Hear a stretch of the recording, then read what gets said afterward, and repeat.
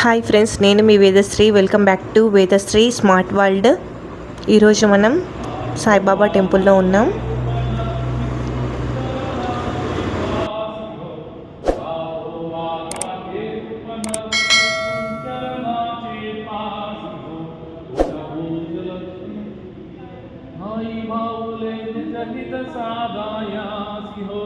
जय जय साईनाथ आरती सब प्रेमे तुझला आरती के मुन करी हो. जय जय साईनाथ औरावे मंदिर हो. पता स्वामी सुखे निद्रा करा अवधूता बाबा करा साईनाथ चैन्नय में सुखता मजामुने औराए गाता वैराग्या ఈ టెంపుల్ మన హైదరాబాద్ ఉప్పల్లో వరంగల్ హైవేలో కట్టచెరువు పక్కనే ఉంటుంది. ఎగ్జాక్ట్గా భారత్ పెట్రోలియం పక్కనే ఉంటుంది. శ్రీ సాయి త్రిశక్తి పీఠం మందిరం విశేషాలు తెలుసుకుందాం. ఇక్కడ చాలా అద్భుతంగా ఉంటుంది. చూడవలసిన ప్లేస్. ట్విన్ సిటీస్లలో కూడా ఎప్పుడు మీరు చూసి ఉండకపోవచ్చు, అంత బాగుంటుంది. బాబా యొక్క హారతి పూజలు అన్నీ బాగా జరుగుతాయి.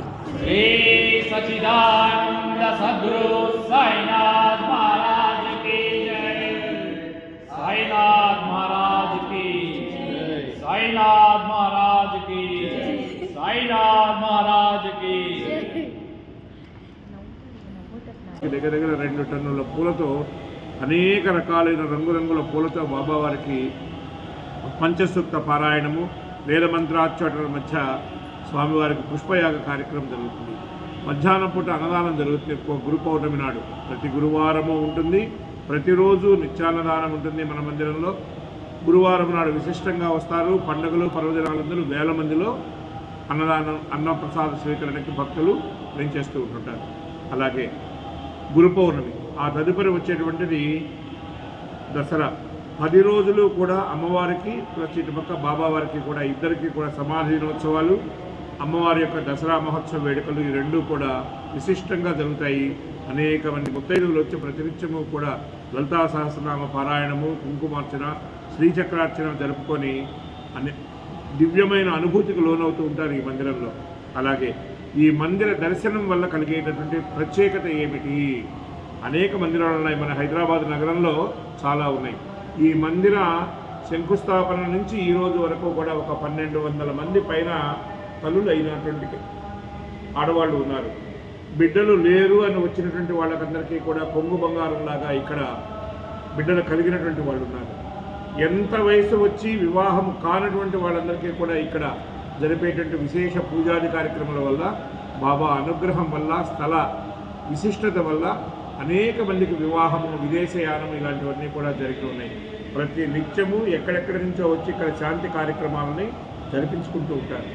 విశేషంగా ఒక సొంత ఇంటికి వచ్చినటువంటి వాళ్ళ మాదిరిగా బిడ్డలలాగా ఇక్కడికి వచ్చి భక్తి ప్రపత్తులతో ఇక్కడంతా కూడా వీళ్ళు వాళ్ళ కార్యక్రమాలు నిర్వర్తింపజేసుకొని ఆశీర్వదింపబడి వెళ్తూ ఉంటారు.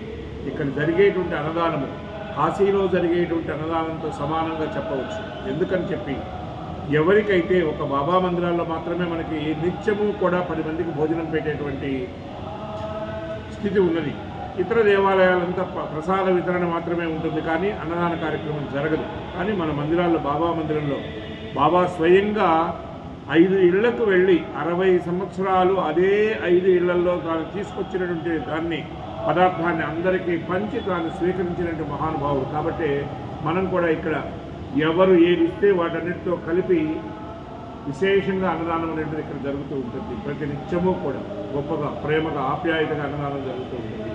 విశేష పూజలు జరుగుతుంటాయి. కార్తీక మాసంలో అత్యంత వైభవంగా అభిషేకాలు జరుగుతాయి.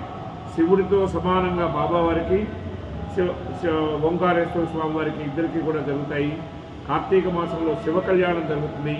అలాగే విష్ణు సంబంధమైన దేవాలయం కూడా ఉంది. కాబట్టి ఇక్కడ కార్తీక మాసంలో శ్రీదేవి భూదేవి సమేతమైన శ్రీనివాసుడికి కూడా శ్రీనివాస కళ్యాణం వైభవంగా జరుగుతుంది.